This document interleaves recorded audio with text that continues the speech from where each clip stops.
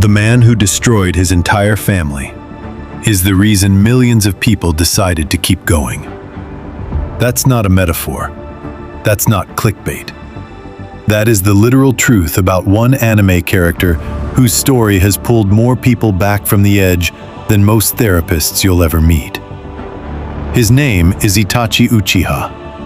And if you think you know his story, you don't. Not yet. In this video, I'm going to show you something most people completely miss when they watch Naruto. Because on the surface, Itachi is a murderer, a monster. Someone who slaughtered every single person he loved, his mother, his father, his entire clan, and then looked his little brother in the eyes and told him to hate him. But underneath that, there's a blueprint for one of the most painful, necessary things a human being can ever do. And by the end of this video, I promise you'll never make a decision the same way again. Stick with me, because this one hits different. Here's what nobody tells you about Itachi.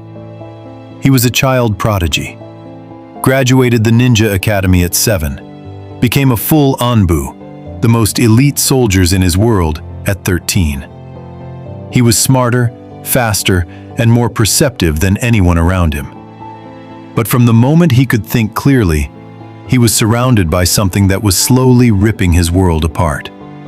His clan, the Uchiha, were being oppressed, discriminated against, pushed to the edges of the village they had helped build. And the resentment had been building for years. They were planning a coup, a violent overthrow that, if it succeeded, would trigger a civil war, and if it failed, would get everyone killed anyway. Itachi was the only one who could see both sides. He had connections inside the village. He could see the full picture. And what he saw was this. There was no good option. The village elders came to him in secret. They gave him a mission: wipe out the Uchiha clan, prevent the coup, and protect the village from a war that would kill thousands. In exchange, his little brother Sasuke would be spared. Itachi was 13 years old. I want you to stop for a second, because this is where most people say, well, that's anime, that would never apply to me. But I need you to feel the weight of this choice, because you have faced a version of it.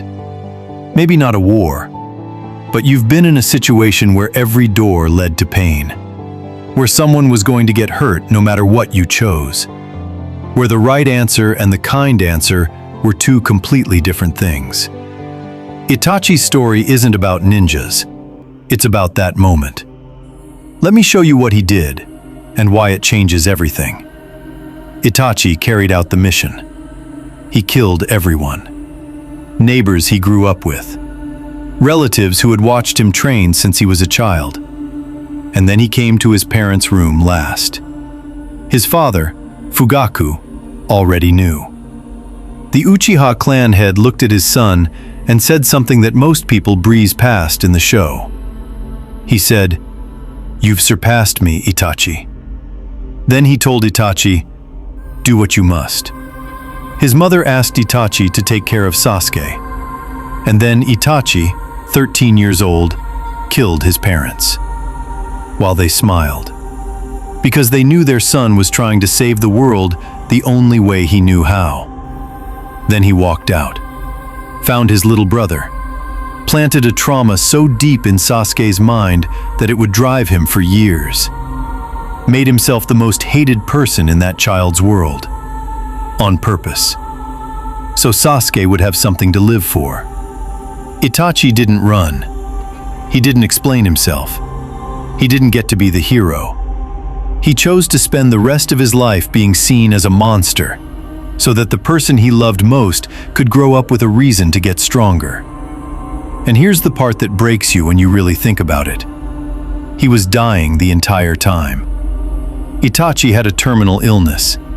His eyesight was failing. He knew he had years, not decades. And every single day, he spent his remaining time working in secret to protect the village that had used him, and the brother who wanted to kill him.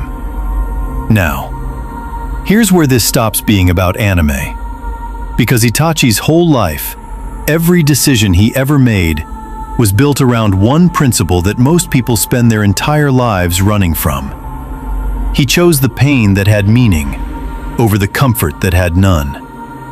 And that distinction, that one idea, is something that psychology, philosophy, and every major wisdom tradition on Earth has been trying to teach humans for centuries. But nobody explains it like Itachi does. Let me break it down. Viktor Frankl was a psychiatrist who survived Nazi concentration camps. He wrote a book called Man's Search for Meaning, that's still one of the most read books on Earth. And his core discovery was this: people can endure almost any how if they have a why. Itachi had a why. Sasuke's survival. The village's safety. A future he would never get to see. And because he had that, he could endure literally everything else. But here's the piece that's actually usable for your life. Itachi never tried to avoid suffering. He ran toward the suffering that was most aligned with what he valued. That's the whole difference. Most of us, and I include myself, spend enormous energy trying to find the path with the least pain. We avoid hard conversations. We stay in situations that aren't working because leaving feels worse. We choose the dull ache of stagnation over the sharp pain of change. But Itachi looked at two kinds of pain and asked a different question. Not which hurts less, but which one means something. His answer? Losing his honor, his reputation, his health, his brother's love, all of it meant something. Because on the other side of that pain was a world where Sasuke could live. The alternative, do nothing, let the coup happen, let thousands die, was also painful. But it meant nothing. Here's how this applies to you, right now. Think about the thing you've been avoiding, the conversation you keep putting off, the career move that scares you, the relationship you know isn't working, the version of yourself you're not becoming because becoming it is uncomfortable. Now ask yourself Itachi's question. Is this pain meaningful, or is it just familiar? Familiar pain is the kind we return to because we know it. It doesn't grow us. It doesn't lead anywhere. It's just the default setting. Meaningful pain is different.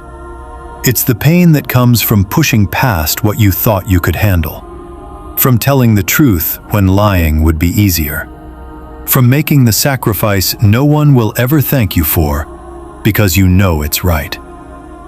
Itachi chose meaningful pain every single day of his life, and he did it without applause, without recognition, without even the comfort of being understood.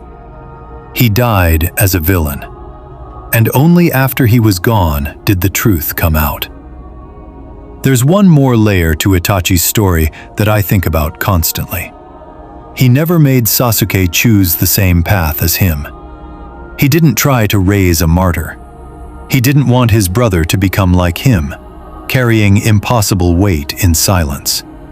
He gave Sasuke pain with a target, an enemy to fight, a reason to grow, because he knew that purposeful anger was better than purposeless grief. He engineered his brother's survival using the only tools he had, his own life as the obstacle. That's not a villain's mindset. That's the most profound act of love in the entire series. The people in your life who have hurt you most, the ones who made choices that seemed cruel or cold or impossible to understand. Some of them were doing what Itachi did. Not all of them. Some people are just selfish, let's be honest. But some of them were carrying something you couldn't see, making a choice between two bad options, accepting blame so that you could be free of it. Itachi never asked to be understood. He never explained himself. He trusted that if Sasuke was strong enough, which he made sure he would be, then one day the truth would surface on its own. He was right. So here's what I want you to take from this. Not all pain is equal. Choose the kind that means something. Some sacrifices don't come with applause. Make them anyway. And the people you've written off as villains? Look closer. Itachi wasn't trying to be a hero. He was trying to make sure someone else could be. That might be the most human thing I've ever seen in anime. If this hit you, there are 2 more videos on this channel that go even deeper. One on Guts from Berserk, and one on Violet Evergarden, which has one of the most psychologically accurate portrayals of grief you'll find anywhere in fiction. Both are linked in the description. And if you've been going through something heavy lately, I hope this helped even a little. I'll see you in the next one.